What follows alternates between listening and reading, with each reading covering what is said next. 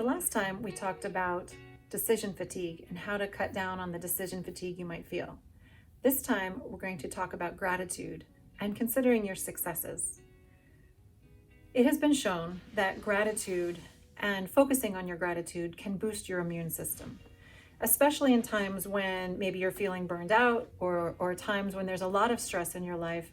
It's important to take time to be grateful for the things that you do have. So a couple of ways to do that might be to remind yourself to be grateful. So pick a time in your day when you're going to make an effort to be grateful.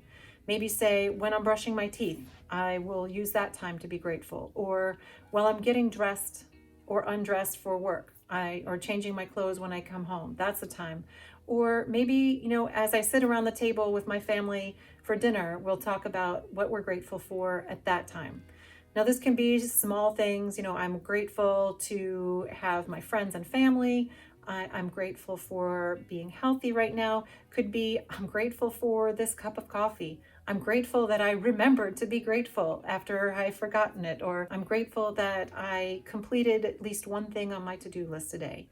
It can be big or small, but it's remembering to think of the things that have gone well and been positive in your day.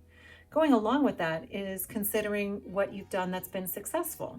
So oftentimes we berate ourselves and go over and over in our head about the things we feel like we failed at or the things that we haven't done well. It's important to consider the things that you have been successful at. I got up and I went to work today, even though I didn't feel like it. Or, those things that you accomplished or things that you didn't do yesterday that you were able to do today. Some of the things that we should keep in mind, though, are consider your small successes, not just the big ones. So consider a student who wants to get an A in a class. Now, if they're getting C's right now and they only consider themselves successful if they get a 100%, they're going to be disappointed every time they don't get a 100%. But if you say, okay, well, they used to get a 70%, and then the next quiz, they got a 75%, and then a 78%, and now they've got an 83%, then the same way they should see their success in getting better and better in reaching that goal, you should feel that same success in getting closer and closer to your goal. So that can work in your favor in things like getting a higher grade, getting closer and closer to your goal of weight loss, things like that. But it also can go in the reverse direction. So if you're, say, trying to cut down on your drinking or trying to eat fewer calories during the day, you should also consider it a success when you do a little bit better and you cut down on that.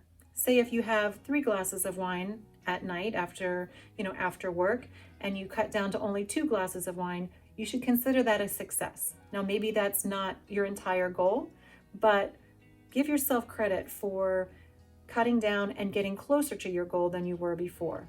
It doesn't have to be perfection in order to be helpful, and it doesn't have to be everything you always dreamed of in order to be a success. So remember to be grateful and to think about those times when you get just a little bit closer to where you want to be. Next time, we will be talking about ways to make yourself feel happier right now.